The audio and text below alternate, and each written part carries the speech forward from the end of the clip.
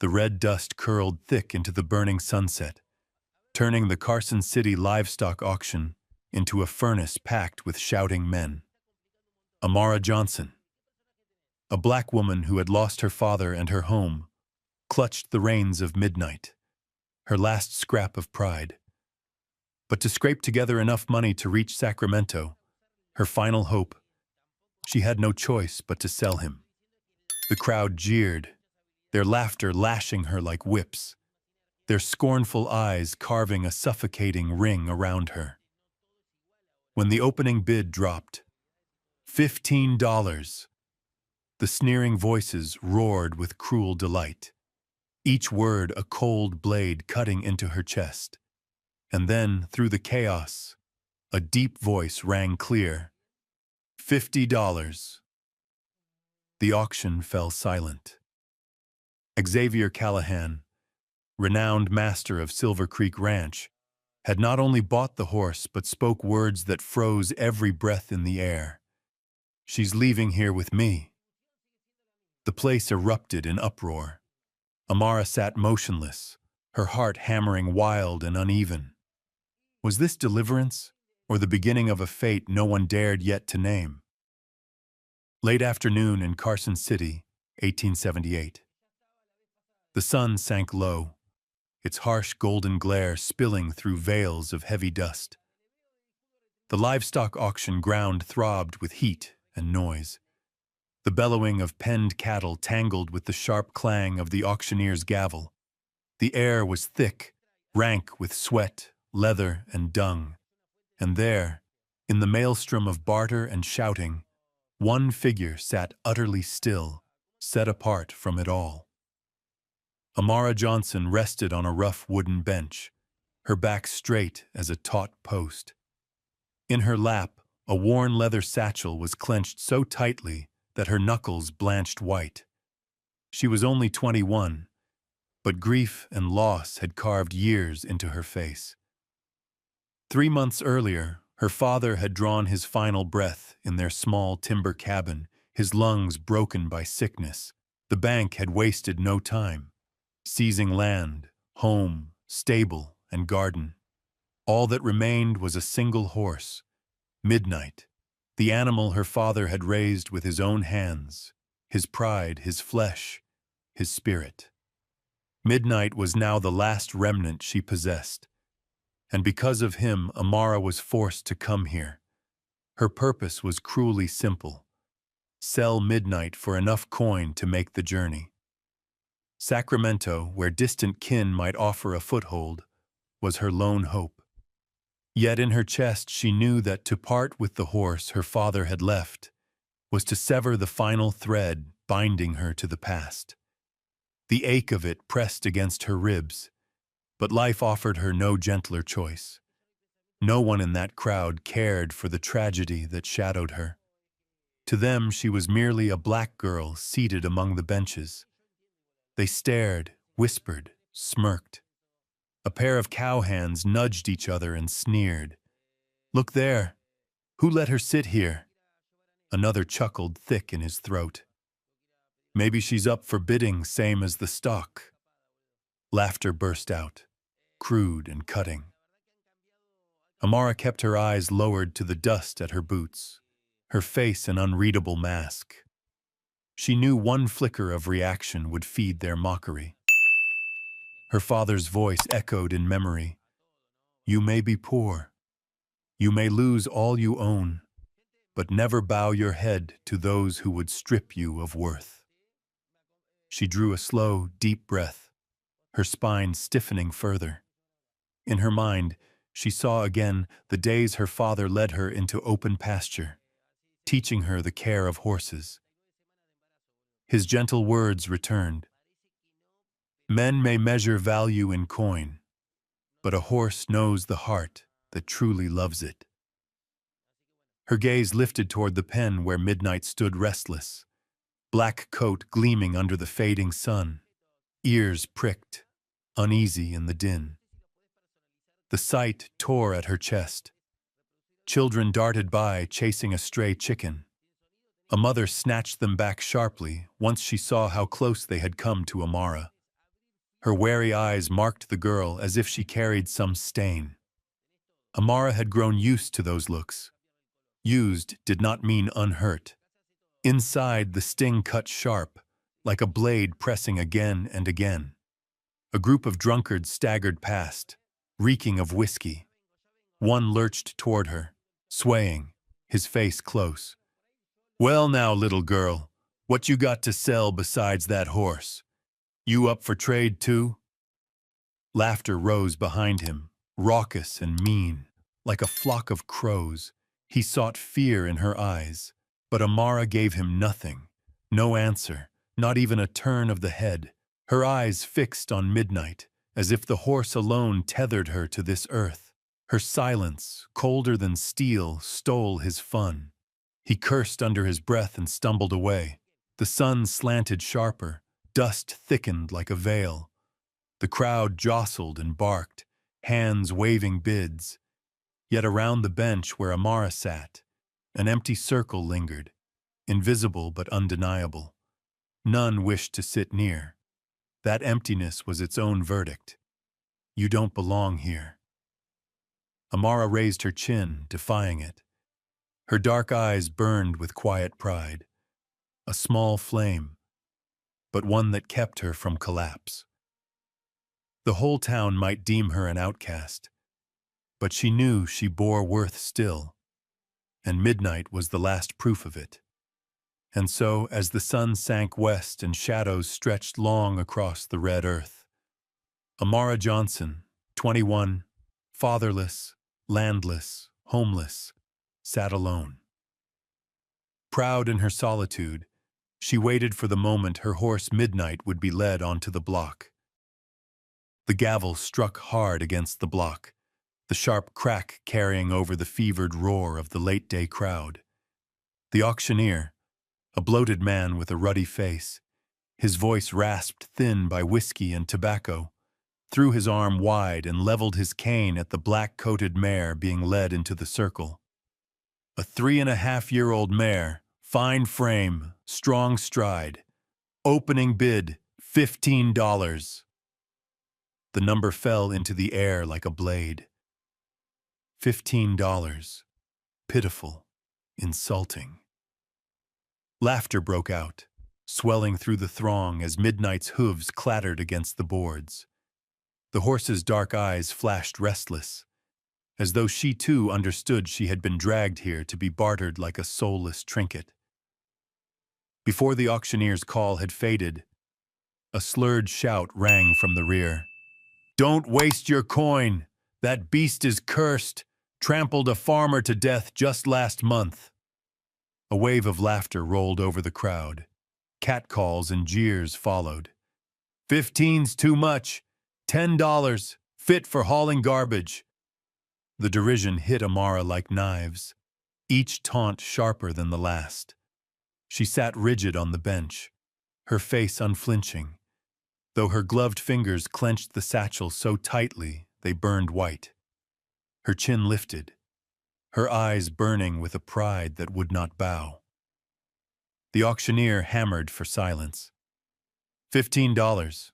I say 15. Who'll buy? His gaze swept over broad-brimmed hats shading faces half grinning, half hungry for spectacle. A heartbeat stretched into an eternity. Amara's chest constricted. She knew if Midnight sold cheap, her future would collapse alongside him. A few dollars would never see her to Sacramento, never buy her a new beginning. Then, clear and steady as thunder across the basin, a voice broke through.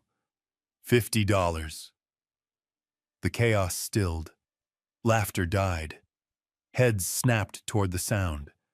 Not far from the ring stood a tall man, shoulders squared like oak beams against a storm.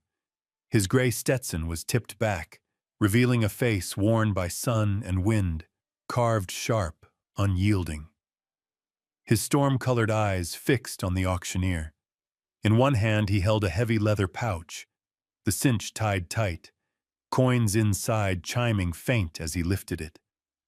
A murmur rippled through the crowd. Someone breathed. That's Xavier Callahan, Silver Creek. Whispers spread like brushfire. Everyone knew the name. The rancher who had wrung wealth from barren Nevada ground, master of one of the finest horse spreads in the territory, a man known for his cold reserve, a man who never squandered coin and never played the fool. $50, more than triple the call. A declaration that the horse and whatever clung to her was worth far more than ridicule dared admit. The auctioneer blinked once and then slammed the gavel. $50 from Mr. Callahan of Silver Creek. Any advance? Silence. Not a hand rose. All understood. When Callahan bid, no one crossed him. If he set that value, there was reason, and no man with sense would stand in his way. Amara sat frozen, her pulse hammering wild. Awe, doubt, fear, and some nameless thread of hope tangled in her chest. She parted her lips, but no sound came. It felt like a dream she had stumbled into by mistake. The gavel fell again, sharp, final. Sold to Xavier Callahan, $50. The crowd erupted anew, not in laughter, but in speculation. Eyes cut toward Amara, curious, envious, bitter. Then Callahan stepped forward, his voice carrying like a gunshot, leaving no ear untouched. Not just the horse. The girl leaves with me. A stunned hush, and then the auction ground exploded. Whistles, hollers, rough laughter ricocheted through the dust. Faces turned to Amara, probing, mocking, astonished. One man crowed, "A black mare and a black girl. Callahan aiming for the matched set." Roars followed, yet the tone had shifted. His words had cast a shield, however rough, around her. No longer was she only the butt of scorn. Even through the laughter, a flicker of unease moved in certain eyes. Amara lifted her gaze and, for the first time, met his. Cold steel glinted there, but no contempt. It was a look that spoke instead of certainty, of command. A silent vow. You are no longer alone. Her thoughts reeled. Why had he done this? He owed her nothing, knew her not at all. Why spend so much and bind his word in public?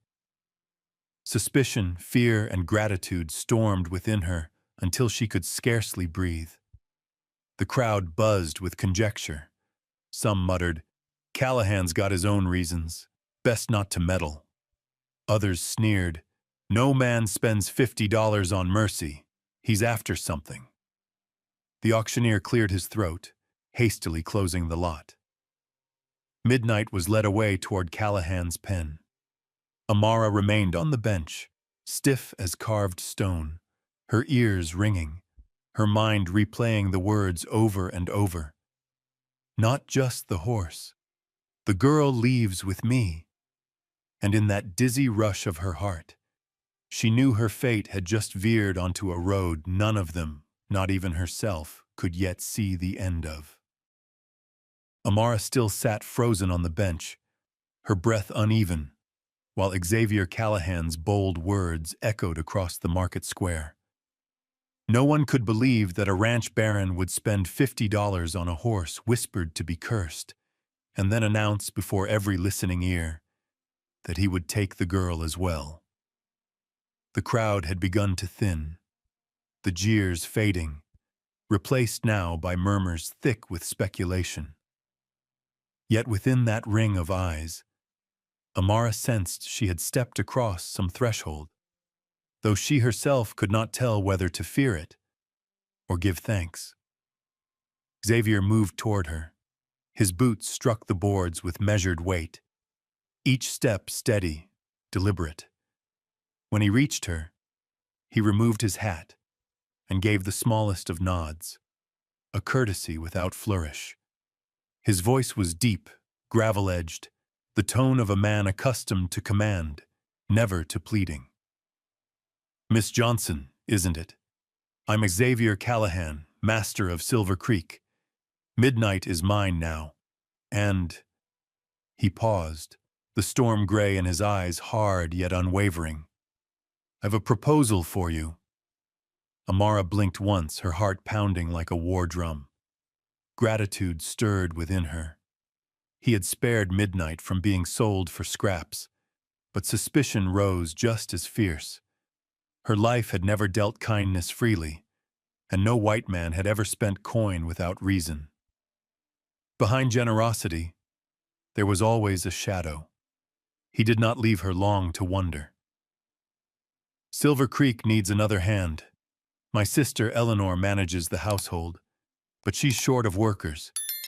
You'd have roof, board, and fair pay. In return, you'd serve under Eleanor's charge." Her gaze narrowed, wary. "And if I refuse?" A faint smile ghosted his face, not mockery, but something weathered, knowing.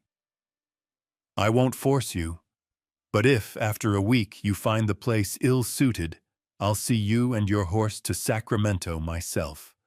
Fair paid, every cent." Amara hesitated.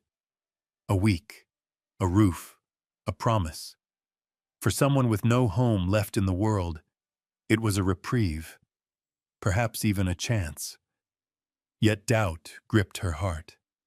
How many women had been lured by fine words into darker chains? "What is it you expect from me in return?" Her voice was quiet, but steady, her eyes locked on his. Xavier met her stare. For a moment, the hard steel in his gaze softened to something solemn. "I've no habit of leaving folk to sit alone in the dust, with the laughter of the mob for company. I knew your father. He trained horses with a true hand.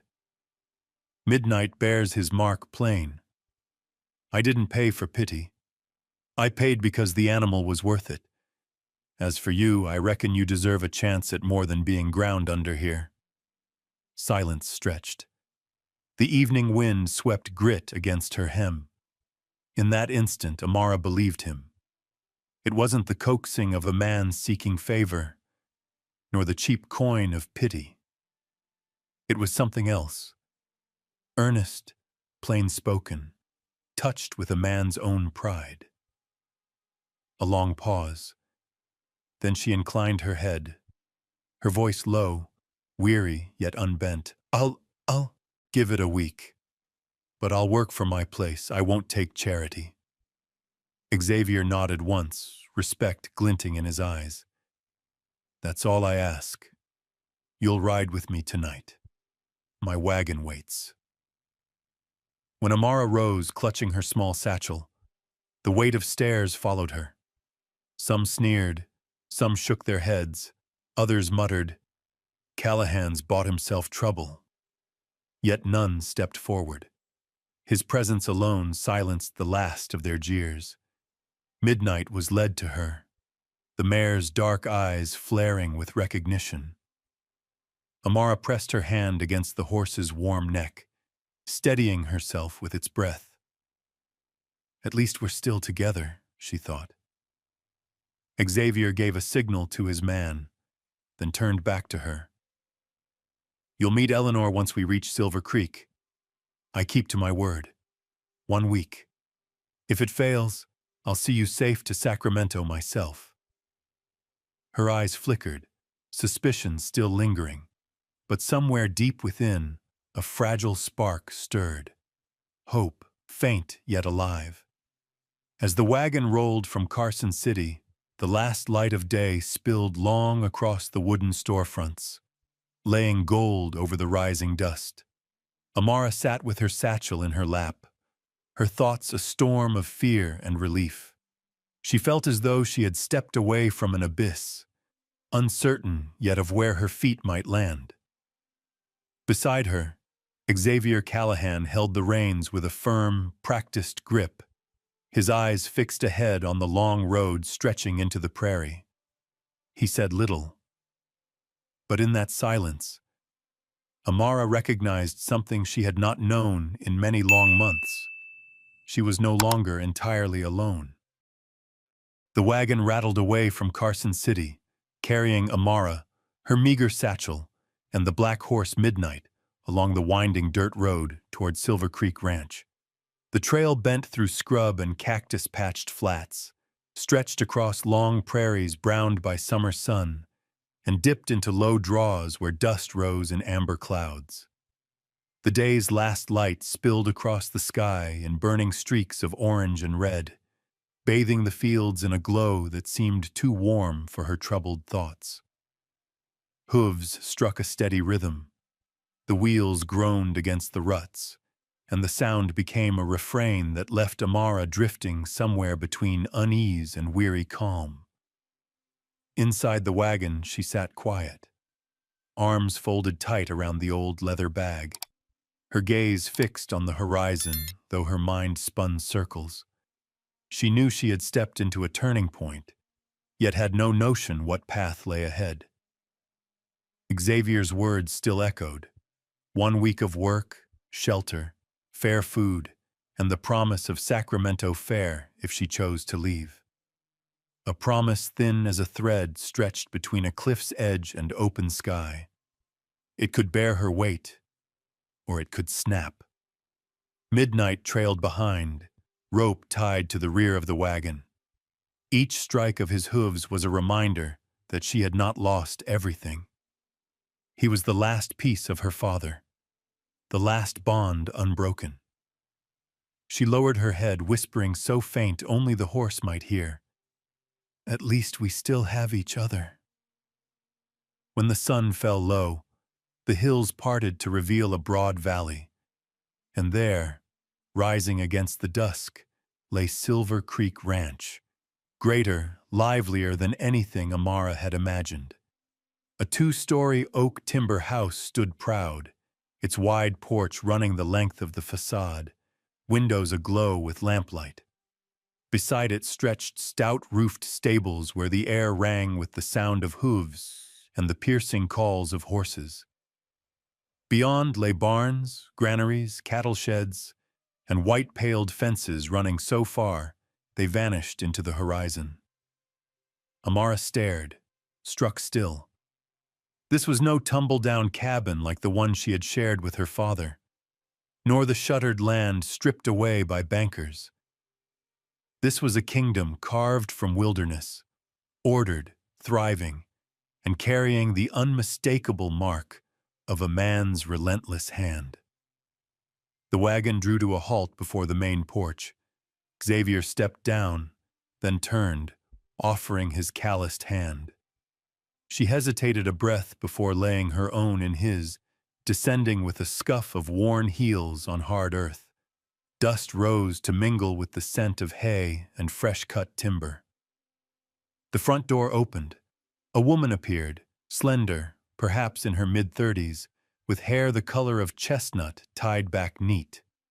Her eyes were a flint gray, sharp as her brother's. A clean apron covered a plain dress, and every line of her posture spoke of order and discipline. She stood straight, gaze sweeping Amara as quick and cutting as a knife. "Eleanor," Xavier called evenly, "this is Amara Johnson. She'll be staying at Silver Creek for a time." Eleanor's brows flickered in the lamplight. Her eyes lingered on Amara's face, her skin standing out against the warm glow of the porch lamps. Suspicion was plain, but manners held her voice steady. "Welcome, Miss Johnson." Amara inclined her head. "Thank you, ma'am." Her tone was quiet, but it did not waver. Eleanor gave a small nod, then turned to her brother. "Where is she to stay?" "In the women's quarters. You'll see her settled." For a heartbeat, Eleanor said nothing, only studied Amara again, measuring, weighing. Then she motioned with a clipped gesture. "This way." Amara gripped the satchel tighter and followed. As they crossed the yard, the ranch hands turned from their work. Some leaned against posts, Others led cattle or hauled water, but every man stopped to stare at the newcomer. Whispers rose, harsh and careless. A colored girl? Here? Callahan's losing his wits. Bringing that into the ranch won't last. None of them ever do. Amara heard it all, each word striking like grit in a wound. But she did not look aside. Her father's voice steadied her. When they see you as dirt, walk as though you were gold. So she lifted her chin, let her steps fall calm, and gave the gossip nothing to feed upon. Eleanor's eyes cut briefly toward the men, and that glance alone was enough.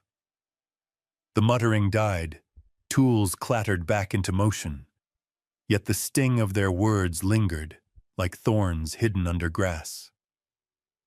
At last they reached a long, low cabin on the far side of the yard. Eleanor opened the door. Lamplight spilled out, warm but dim, revealing a narrow room with 4 beds, 2 already claimed with neatly folded quilts, 2 bare. A small table with chairs stood in the corner, a rough shelf beside it. Eleanor pointed toward the bed beneath the window. This will be yours. Keep your things beneath. It's late. Rest. Tomorrow I'll assign your work. Amara bowed her head. Yes, ma'am. For the briefest instant, something unreadable flickered in Eleanor's eyes. Not welcome, not contempt, something in between, a calculation. But she spoke no more. She only gave a curt nod and left, the door closing behind her. Amara set her bag down and lowered herself to the bed. The room was plain, yet clean. The pillow smelled faintly of soap.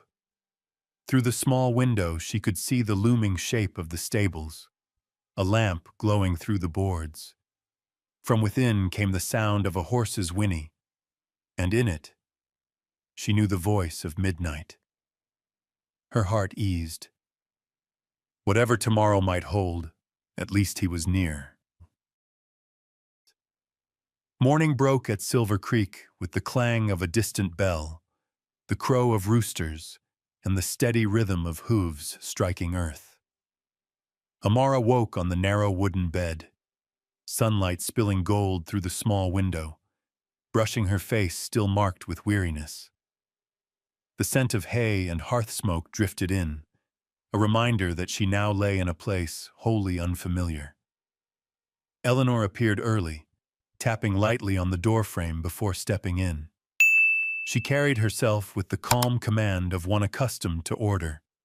Her gray eyes swept the room and halted on Amara. Cool, not unkind, but sharp. Up. Work begins early here. This morning you'll help Mrs. Abernathy in the kitchen.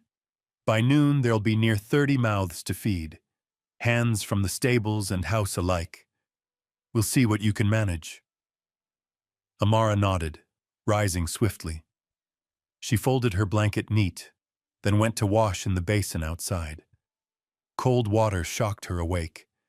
In its rippled surface she caught her reflection. Dark skin gleaming under dawn light. Hair bound tight. Eyes steady, defiant. I'm not here for pity, she told herself. I'll work. I'll prove I have worth. The Silver Creek kitchen stretched wide behind the main house. When Amara entered, the rich scent of baking bread mingled with coffee and brought a fleeting comfort. Mrs. Abernathy, a gray-haired, spry woman, stirred a great kettle of corn porridge. She glanced up, surprise flickering, then gave a brisk nod. So you're the new one. Good. Get to peeling potatoes, slicing onions. Breakfast waits for no man. Amara obeyed without fuss. The knife moved sure in her hand. Steady slices, no waste, no mess. Years with her father had taught her as much about simple ranch kitchens as about horses. Mrs. Abernathy's eyes softened with the hint of a smile. Neat work. I won't have to redo it. Outside, boots thudded and voices rang. Men passed the window, laughter rough, eyes sliding toward the dark figure at the table. Their whispers carried in. She really stayed. Wonder how long before she runs off. Amara heard, but her shoulders never dipped. She kept her back straight, her gaze calm, letting the knife's rhythm be her answer. By breakfast, the long table was laden with steaming bowls.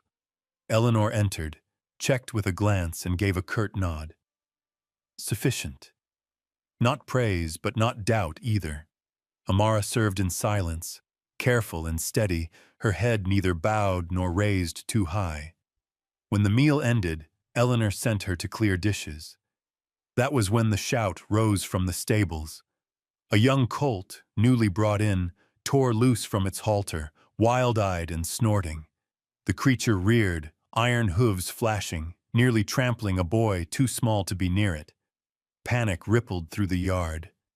Men lunged and shouted. But the horse thrashed harder, terror feeding terror.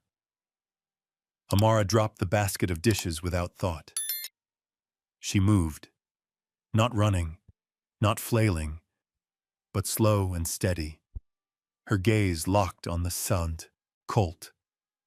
Her father's words hummed in memory. When a horse fears, it searches for one sure sign to follow. If you quiver, it will shatter. If you hold steady, it will yield.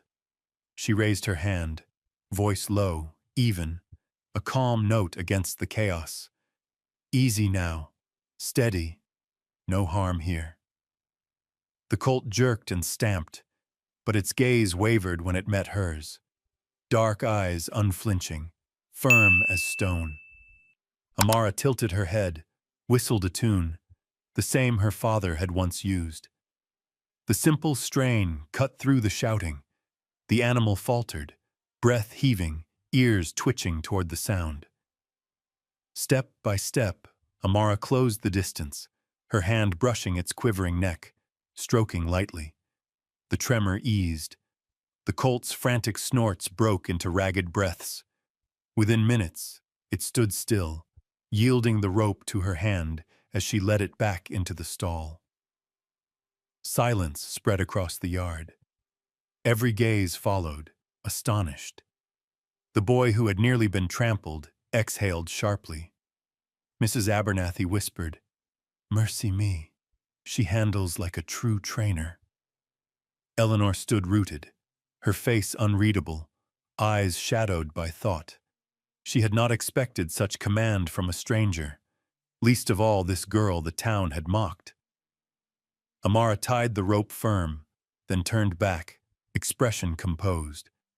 "The colt's only spooked. He needs quiet. Leave him be a few days." Men shuffled, awkward now. The sharp jibes of yesterday seemed to wither in the dust. Eleanor stepped forward. Her voice remained level but carried something new. "You've trained horses before?" Amara inclined her head. "My father taught me. He said you don't break a horse by shouting. You listen, and it will answer." For a heartbeat, Eleanor's stern eyes softened. She nodded once, turning away quickly, but the acknowledgement was clear. What had been doubt was shifting into a sliver of respect. The day at Silver Creek pressed on. Meals to serve, water to haul, floors to sweep. Yet after noon, the looks cast Amara's way were different. No longer only disdain. There was caution now, and something close to regard. At dusk, Amara stood by the stable, hand resting on Midnight's neck. The mare blew warm breath against her palm. She whispered, "We've taken a step forward, Papa. I won't let them trample me. I'll prove I belong." From the porch of the main house, Eleanor watched in silence, the girl's thin frame bathed in evening gold. A thought flickered in her heart, unbidden. Perhaps she is not like the others. Evening at Silver Creek carried always the haze of red dust and the scent of dry hay.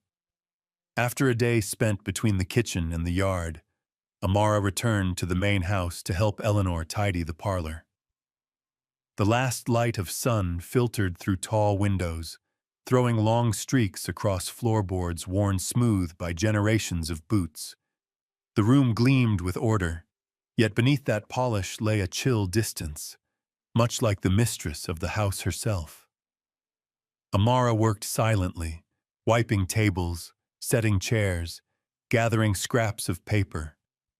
The labor was plain, but to her it was armor against the sting of whispered scorn outside. Work was the one proof she could offer. Work was dignity.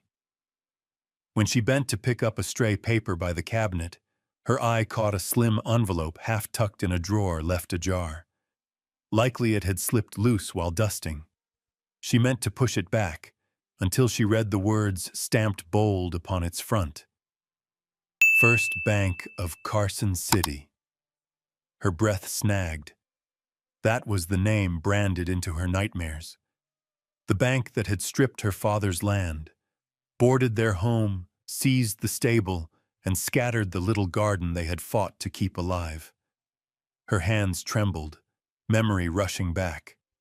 Her father bent over a table, hand shaking as he signed the loan. The long weeks of harvest gone wrong. And that morning when men nailed boards across their door, driving them out like trespassers on their own soil. Amara drew in a long breath, steadying herself. The room was empty. Eleanor had gone to check the wash. Xavier's footsteps sounded faint outside in the yard. Slowly, she slid the envelope free. Inside lay a letter, the print of the bank precise, polite, and merciless. To Mr. Xavier Callahan, regarding your interest in the property of the late John Johnson, be advised the land is now under bank control. Should you wish to negotiate acquisition, please attend our Carson City office on the date. The words struck like iron. Xavier, the man who had thrown $50 into the dust to spare her horse, the man who had offered her roof and food, had once inquired about buying the very ground that had been her family's ruin. She dropped the letter back, her body cold. Questions clawed at her mind. Had he brought her here to salve a guilty conscience? To mask ambition with charity? Was she merely a pawn in some larger bargain? Beyond the walls, life carried on. Laughter of the hired hands drifted from the yard. In the kitchen, Mrs. Abernathy called for more wood for the stove. But for Amara, something in this house had cracked. She slid the letter back into its place, shut the drawer soft, her palms damp with sweat. Gratitude that had begun to stir toward Xavier curdled into bitter doubt. That night, they gathered at the long table. Eleanor presided at the head, Xavier beside her. The others spread down the benches. The stew steamed, bread still warm, salted meat rich with smoke. Amara poured water, sitting modest at the far end, yet the pasund. Man across from her was no longer the taciturn savior from the auction block. In her eyes, he was a riddle edged with danger. A man whose hands, scarred from labor, had once signed intent to claim her father's land. Whose calm voice had spoken to bankers about soil watered with her family's sweat. Eleanor glanced now and then at Amara, still seeing the same quiet diligence, the same bowed head. She did not catch the shift behind those dark eyes, from gratitude to guarded scrutiny. When the meal ended, Xavier rose to speak of tomorrow's work. Teams for the hayfield, chores to be split, and Amara to remain in the kitchen with Mrs. Abernathy. His voice was steady, businesslike, innocent of plot. That very steadiness unsettled her more. If he bore designs, why leave the letter so near her hand? Or was that, too, part of a deeper game? Night drew over the ranch. Back in the workers' quarters, Amara lay staring at the timbered ceiling, the chorus of crickets and the creak of the wind in the boards all around. From the stables came midnight's whinny, low and familiar, pulling at her heart. She longed to trust Xavier, the man who had plucked her from public shame. Yet the letter pierced like a thorn that would not ease free. Her pride as John Johnson's daughter whispered sharp, "If he took you in only to cloak his guilt, then you are no more than a charity case, a token of atonement." Tears pressed, but she bit hard against them. Since the day her father died, she had sworn not to weep where anyone might see. "Tomorrow," she vowed, "tomorrow I will watch more closely. I will learn if he is savior or schemer. I must know." Rolling onto her side, clutching the thin pillow, she let darkness swallow her unrest. From the main house, lamplight still glowed. Through the far window, Xavier's shadow moved at his desk, pen racing over ledgers. To Amara, the sight chilled her further. She could not know it was only tallies of hay and grain. In her eyes, every stroke of his pen seemed another bargain made over her father's name. Thus the gulf between them, wide already with color and prejudice, widened further by a slip of paper. Silver Creek, which hours ago had kindled hope, now loomed a labyrinth of suspicion. And within its dust-laden halls, Amara walked quietly, carrying a heart torn between longing for belonging and terror of being played as another piece in a game not of her choosing. Summer nights on the prairie were often quiet. The wind drifted soft across the dry grass, carrying with it the scent of sunburnt earth and brittle hay. But on that night, the sky above Silver Creek held no peace. From the west came rolling clouds, black and swollen, like a wall of iron. Thunder cracked across the valley, and lightning split the dark with a blinding flash. Moments later, the acrid smell of smoke filled the air. A column of fire leapt from the tinder-dry woods along the northern pasture. The hot wind seized it, whipped it wild, driving flames outward like a red beast unleashed upon the night. The sky turned molten orange, smoke billowed thick, and the bitter reek of burning timber smothered every breath. The alarm bell clanged across the ranch. A rider burst into the yard shouting, "Fire! It's racing toward the horse fields!" Panic swept Silver Creek. Men poured from the bunkhouses with shovels, picks, and buckets. Women hurried to gather water, pack bread, and brace for the long fight. Children wailed from the kitchen house, their cries lost in the rising din. The ranch throbbed with fear. Xavier strode from the big house, his face carved hard in the wavering light. His voice cracked like a rifle shot. "Men, with me, cut a fire break along the pasture edge. Move!" They followed without hesitation, streaming northward toward the seething blaze. Amara, carrying a pail from the well, turned and froze at the sight of the red glow swallowing the far fields. The horses, not just any herd, but the prized stock, the blood and fortune of Silver Creek. If they perished, the ranch's foundation would fall with them. She ran to Eleanor, who was shouting orders to the women. "Ma'am," Amara cried, "no ditch will stop that fire. The herd must be driven east, to the ravine. The cliffs will shield them. The dry creek will hold them safe." Eleanor faltered, remembering the narrow pass Xavier had once shown them. But she shook her head. "Too dangerous. The herd will trample anyone in its path." Amara's eyes blazed. "I can do it. The horses will follow me. I've done it before. When the floods came, my father and I drove them to high ground." A hand from the crowd sneered, laughter cutting through the panic. "A colored girl leading horses through fire? She'll be dead before the first fence." A chorus of jeers followed. Heat surged in Amara's chest, but she held her head high. Then let them all burn. Is that what you want? No one answered. Xavier stormed back, sweat streaking his brow. He caught sight of Amara speaking with Eleanor. His voice was sharp, commanding. Back inside, Amara. This isn't your fight. Her lips parted with fury, words choked back by the cold stares surrounding her.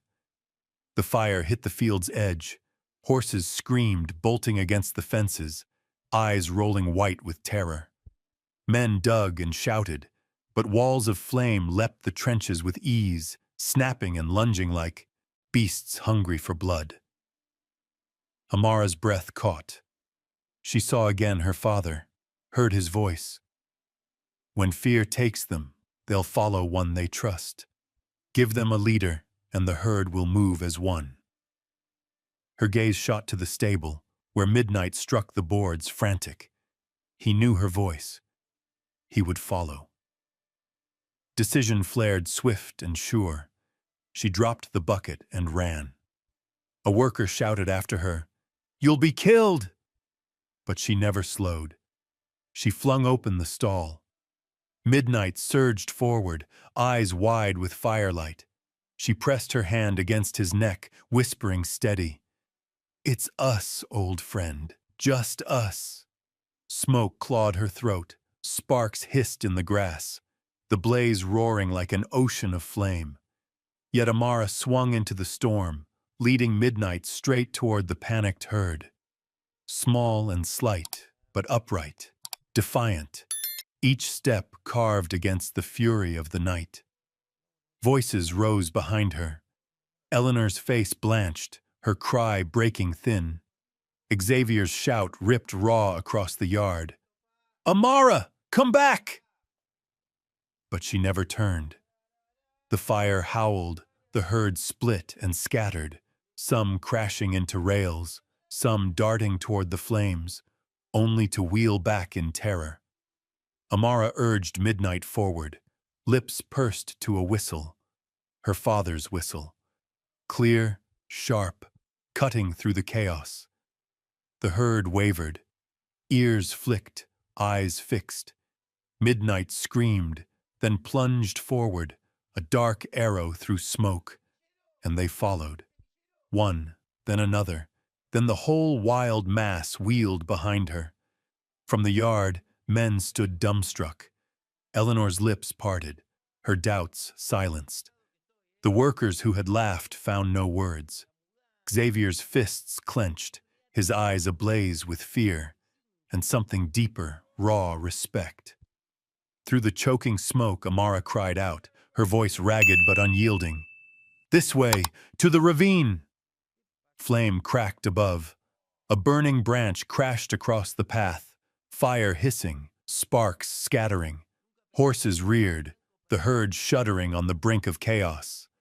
Amara drove her heels, Midnight lunged. Together they leapt through the blaze, a streak of black against searing light. The herd surged after, a thunder of hooves that shook the ground, smoke and sparks torn aside. From far behind, Xavier's voice broke, hoarse with disbelief. "God Almighty!" Amara pressed on, guiding the herd toward the ravine's dark mouth, her throat raw, her eyes stung with smoke. But her cry rang fierce as ever, "Move! The only way is forward!" That night, Silver Creek was no longer still. Fire roared, horses shrieked, men bellowed. But within the chaos rose a single image of a young black woman, slight in frame but unbroken in spirit, steering the herd through the fury of the flames. No one had believed her, until they saw it with their own eyes. And in that moment, for the first time, Silver Creek was forced to see Amara Johnson differently. The pounding of hooves merged with the roar of wind and the crackle of fire, like 1,000 arrows tearing the air. Amara rode Midnight hard, her slight figure swallowed by smoke and firelight. Behind her, the herd thundered like a black flood straining against its banks. She knew if she faltered, if she slowed even once, they would break and scatter, straight into death's jaws. Xavier's chest clenched at the sight. For a breath, he felt the world tilt, and choice fled from him.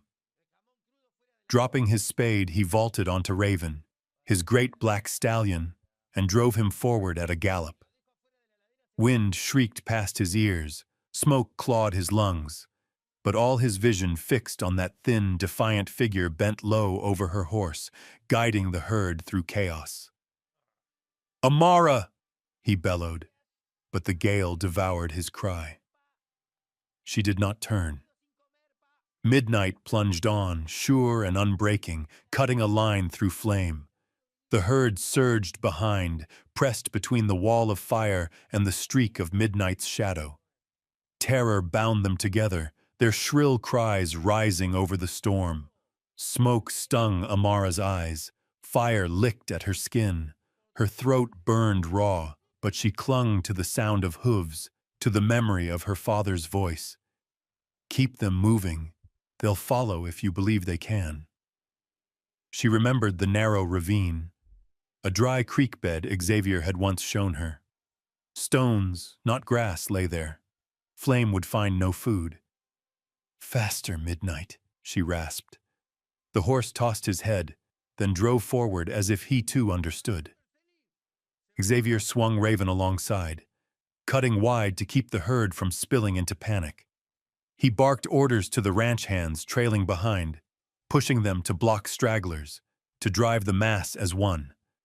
Amid the smoke, his eyes caught hers, her back straight, her hair wild in the ash, yet her seat firm, her presence unshaken. Then the creek bed loomed, its rocky edge rising sharp. Fire snapped at their heels. Amara jerked the reins. Midnight leapt, crashing down into the dry channel in a whirl of dust. The herd followed, one by one, plunging into the stony hollow. The air cleared a breath. The wind funneled the smoke away. Relief barely touched her lips before the crack of splintering wood rang above. She looked up, a flaming tree pitched forward, its weight aimed straight for her. Time froze. She yanked the reins, but the fall was too near, too fast. Death bore down in a torrent of sparks, and then a blur of black surged in. Raven. Xavier. He rammed between, shoulder-braced, arm flung wide, shoving Amara aside. The tree smashed down, slamming across his back with a sound like thunder. His coat tore, his flesh burned. Raven reared, screaming. "Xavier!" Amara's cry ripped from her chest. Her heart shattered. Midnight screamed with her, hooves slashing the air. Through the haze, she saw him still astride, his left shoulder sagging, his face twisted in pain, but his eyes found hers. His voice rasped, hoarse but firm. "I don't fear losing, land. I fear losing you." The words carved straight through her heart, sharper than any blade. The doubt she had nursed, the letter, the suspicion, the shadows, all burned away in that instant. He had chosen to bear the blow himself, to risk his life rather than watch hers crushed. Tears blurred her sight, but she forced her throat open, screamed through the smoke. "Ride on! We're not safe yet!" Xavier gritted his teeth, forced Raven forward. Side by side, they drove the herd through the winding channel. Fire clawed at the rim, sparks rained like red stars. But the whistle on Amara's lips and the iron in Xavier's commands held the horses fast. Together they moved, no longer master and outcast, no longer doubter and stranger. Each instinct fed the other, every motion woven as if they had ridden side by side for years. Then, at last, the ravine widened. Cliffs loomed tall, shielding them, and a trickle of water cut across the floor, barring the fire. Safety. "There!" Amara shouted, her voice raw. "Drive them in! They split, Midnight to one side, Raven to the other, hemming the herd between them. Hooves thundered, echoes rolling off the stone walls until the last horse stumbled past into the sheltered hollow. Amara sagged in the saddle, chest heaving, her palms raw and bleeding from the reins. Midnight quivered beneath her, sides soaked with sweat, nostrils flaring. At the mouth of the ravine, Xavier reined Raven in, his body bent with pain, smoke and blood staining his coat. He turned to her, eyes dark with firelight, and in them burned something beyond command or survival. Trust, recognition, something deeper still. He gave no speech, only a single nod, rough and true. You were right. Amara's throat closed. Her heart pounded with something she could not name. She bent low, stroking Midnight's neck, whispering, "Good boy, we did it." Beyond, the fire still raged, the night still roared. But within the ravine, a new bond had been forged, in the crucible of flame between a woman who would not bow and a man who had chosen to fall if it meant saving her. And when Silver Creek spoke of that night in years to come, they remembered not only the herd saved, nor the fire beaten back. They told of the young black woman who rode into the inferno, of the master of Silver Creek who bore the fire upon his own back, and of how the two together led life itself out of the flames. The fire had passed, leaving behind only the bitter stench of ash that clung to every breath. Silver Creek lay in exhaustion. Men sprawled in the yard, arms blackened with soot. Eyes burned red, throats rasped from smoke. The herd had survived within the ravine's shelter, but the cost was written in burns, blisters, and the hollow silence of the weary. Amara sagged against the stable wall, Midnight standing close, his sides still slick with sweat. Her dress was singed, one sleeve blackened to char. A line of burns stung across her arm, her knees raw from the stumble when she dodged the falling tree. She tried to rise, but dizziness blurred her sight. Eleanor reached her first. The stern woman's face, usually set like stone, cracked with alarm. She knelt, caught Amara's shoulders. "Child, what madness drove you into that fire?" she muttered, before calling sharply for water and cloth. Two ranch hands carried her inside. In the glow of a single lamp, Eleanor stripped the ruined sleeve, rinsed the burns with cool water. Her hands, more used to ledgers than wounds, trembled against Amara's skin. "Does it pain you?" Eleanor asked, voice softened to something almost foreign. Amara pressed her lips tight and shook her head. She had learned to bear pain, since the day her father died, since the bank had driven her from her home, since tonight, when she had ridden through flame. What scar could touch deeper than those already carved in her heart? Eleanor wrapped the bandage slowly, as if afraid to hurt her more. At last she spoke, eyes down but steady. "Amara, there is something you should know." Amara lifted her gaze, tired yet unflinching. Eleanor paused, then let the truth fall heavy. "Yes, Xavier once sought to buy your father's land." The words landed like a brand. Amara stiffened. She had guessed from the letter hidden in the parlor, but hearing it spoken tore fresh. "The bank wrote him," Eleanor continued. "After your father passed, they offered the land for sale. Xavier thought of grazing more stock. But once he learned the full truth of your family, he pulled back. He feared that if he went through with it, you'd believe every act since was only guilt, that he had brought you here to atone for theft. He could not bear that thought." Silence fell thick. Amara's mind burned with the memory of the fire, of Xavier flinging himself between her and the falling tree, of his hoarse cry, "I do not fear losing the ranch, only losing you." Her voice cracked. And still, I doubted him. I built walls around myself and thought he meant only to cover his sin. Eleanor laid a hand on her shoulder, steady and warm. "No one blames you. After what you've endured, suspicion is the only shield you had left. But remember this: there are men who do not buy gratitude. They protect what they believe worth saving." Tears brimmed, spilled despite her will. She had sworn not to weep before any soul since her father's death. Yet in the lamplight, with Eleanor's hand firm on her arm, the dam broke.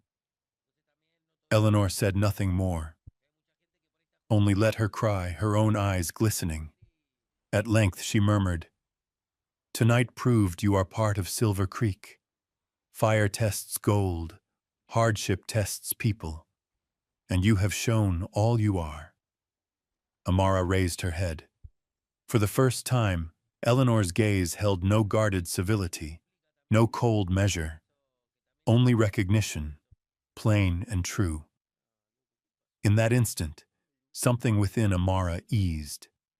Outside, the night still smoldered, but the blaze was beaten down. The horses safe, the men bandaged, the children hushed to sleep.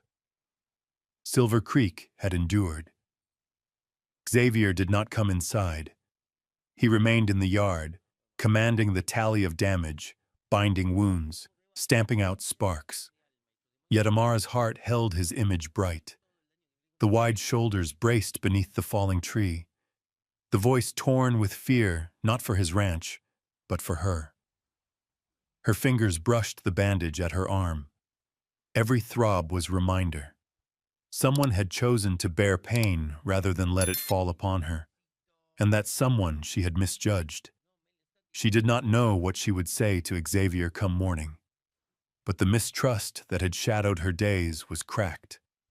A narrow door had opened, and through it light had begun to slip, frail but warm. That night she sat at her window, watching smoke trail across the stars. She thought of her father, of the land gone, of the peace they once knew. Sorrow lingered. Yet beside it rose something new, fragile as a shoot after rain. Trust. She whispered as though to her father. "I doubted. I closed my heart. But maybe, not all who come seek to take. Some come to stand beside me." The words drifted out into the night air, but within Amara they rooted as promise. She would give herself the chance to believe. Silver Creek might yet be more than a refuge. It might be the ground where her life began anew. And above all, she vowed one truth. Never again would she let pride alone build the walls that kept her from seeing what was real. In the weeks after the fire, Silver Creek found its rhythm again. Fences were mended, the singed rafters of the barns patched, the herd brought back from the ravine and tended with care. Ash still lingered in the air, but the eyes that turned toward Amara were changed. She was no longer only the stranger, the black girl thrust into their midst. She was the one who had led the herd through flame. Eleanor now looked at her with trust. The hands no longer muttered behind her back. Some even tipped their hats or offered a brief nod when she passed. It was not yet home in full, but for the first time Amara did not feel wholly alone. One afternoon, while brushing midnight in the stable, she heard the drumming of hooves and the roll of wheels. Dust lifted from the road as a carriage rattled to a stop at the ranch gate. Amara froze. A figure stepped down, tall, broad, familiar. Nathaniel, her father's distant nephew. "Amara!" he called, his voice booming across the yard. For a breath, her chest tightened with relief. Since her father's death, she had seen no kin. Now, here stood a thread to the past. She dropped the brush, hurrying forward, eyes alight. "Nathaniel, how did you know where I was?" He laughed, the same laugh she remembered from childhood when her father had sheltered him. "Word travels fast. Sacramento speaks of nothing but Amara Johnson, the girl who rode a herd through fire. You've made the family proud." The words warmed her. At last, some recognition of her worth. She invited him in. Eleanor received him with wary courtesy. Xavier said little, his gaze cool and measuring. Over supper, Nathaniel spoke of Sacramento, of familiar names and faces long gone from Amara's reach. She listened, smiled faintly. For a while it was almost as if she belonged again to a family. But when talk turned to midnight, Nathaniel's eyes gleamed different. "That horse," he said, lifting his glass. "Sacramento merchants crave stock like that, bold enough to charge through smoke. You've given him quite the show. Sell him, and you could fetch $100 or more." Amara's hand stilled on her spoon. "Sell midnight?" "Of course," Nathaniel said smoothly. "You can't keep him forever. You've a roof now, a place here at Silver Creek. Better to trade him for coin, build yourself a future. A horse is only a memory, Amara. Memories don't feed you." The words struck colder than the fire's touch. Midnight was no mere beast. He was her father's last gift, the living thread binding her to everything she had lost. She clenched her hand, eyes darkening. "Nathaniel," her voice shook yet rang firm, "Midnight is not for sale. He is blood of my father, the only family I have left." Nathaniel laughed, sharp, dismissive. "Family? In a horse? You're naive. Out here, only land and coin keep a soul alive. That animal will give you money. Keep him, and you clutch shadows." Xavier's jaw tightened, his fists balled beneath the table. Eleanor's brow furrowed, but both held silence, letting Amara stand her own ground. She looked into Nathaniel's eyes and saw not kinship, only hunger. And in that moment she knew, blood alone did not make family. She rose, her voice cut like steel. "If you came here to strip away the last piece of my father, then you are no kin of mine. Midnight stays with me. Return to Sacramento, to your gold. I'll not trade my blood for your purse." The room fell hushed. Nathaniel's face hardened. He sneered, chin lifted. "So you choose this ranch over your own blood? You think a black girl belongs at Silver Creek? Wait and see, Amara. When they cast you out, that horse will have no ground to stand on." He shoved back from the table, boots striking the floorboards, and stormed out into the night. Amara trembled, her eyes stinging. Eleanor reached across, resting a hand on her shoulder. "You spoke true.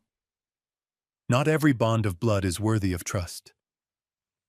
At last, Xavier spoke, slow and steady. "Midnight stays here, with you. Any man who tries otherwise will answer to me first." Amara turned, meeting his gaze. There was no pity there, only promise. In that look she felt, more surely than in Nathaniel's words, that Silver Creek was her shelter now. Later, on the porch, Midnight pressed his head against her shoulder as she stroked his mane.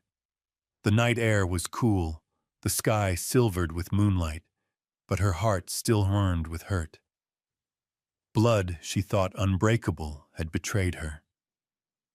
Yet in this place of strangers, she was beginning to find home. She whispered to the horse, voice soft against the wind. Papa said a home is not where you are born, but where you're kept safe, where you can be yourself, maybe. He was right.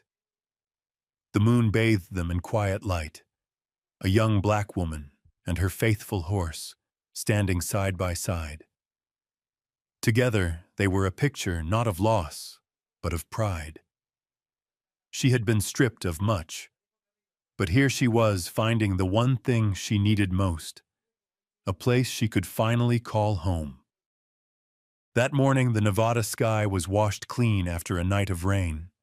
Sunlight fell sharp and golden across the prairie, catching the beads of dew that clung to the grass. The earth smelled of damp soil and horse sweat, and in that mingled fragrance Amara felt her heart ease, as though the storms of the past days had been calmed. Xavier stepped onto the porch of the big house, his sleeves rolled, boots still caked with mud. His words were brief. "I want to show you something." His eyes held a look she had not seen before.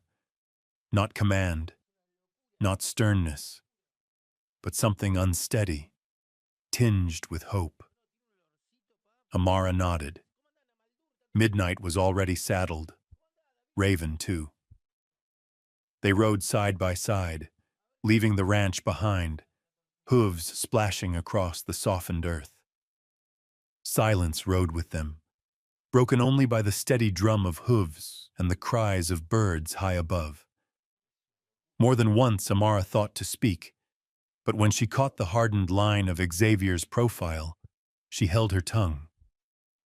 It was as though he carried something in his chest not yet ready to be spoken aloud. At last they came to a valley hidden between rolling hills.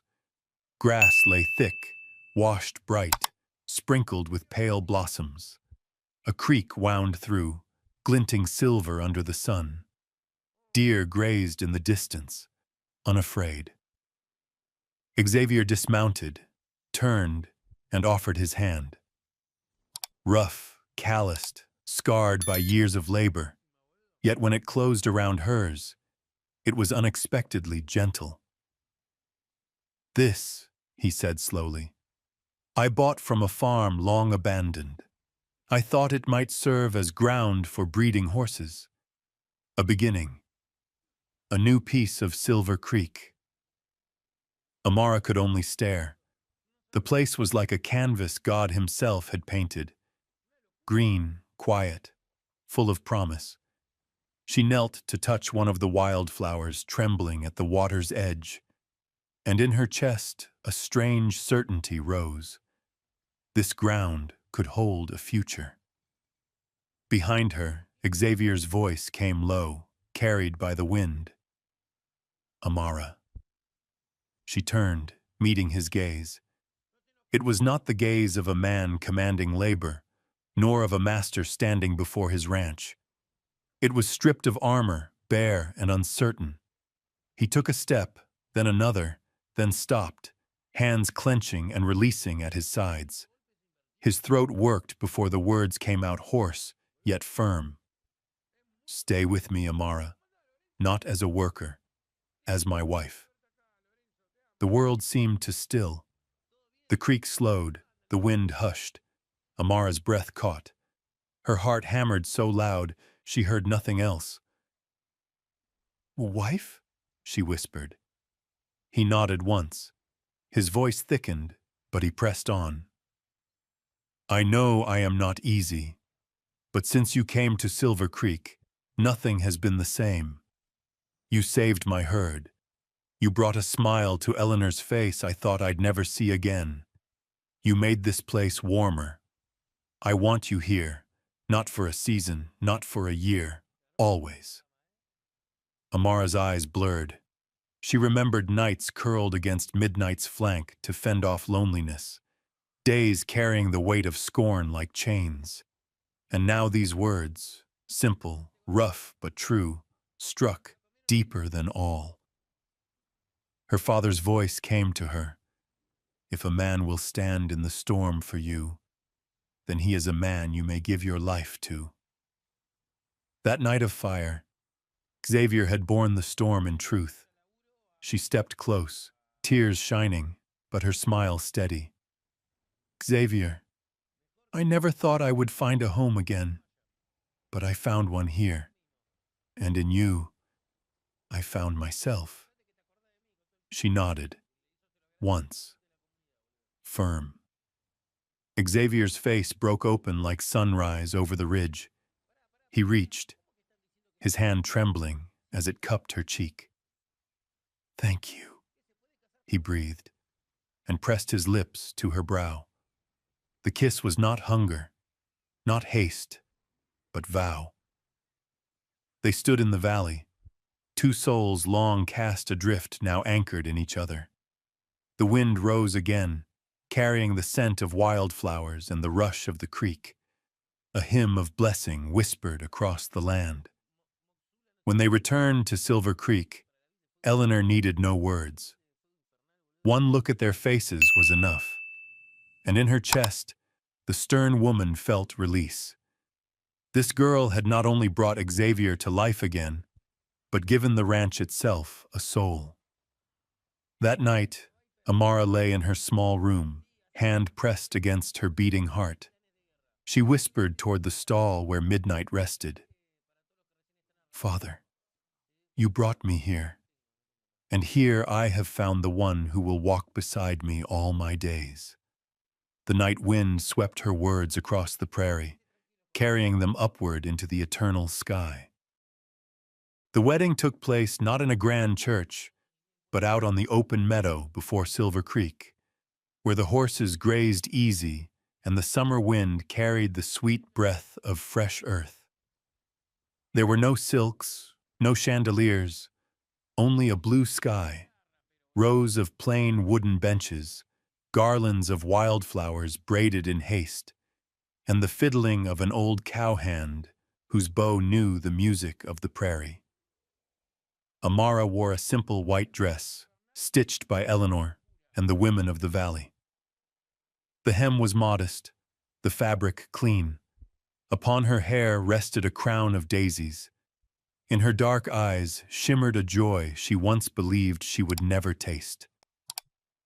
Xavier stood waiting in his black vest, worn but pressed, no jewel upon him save the look that did not stray from her.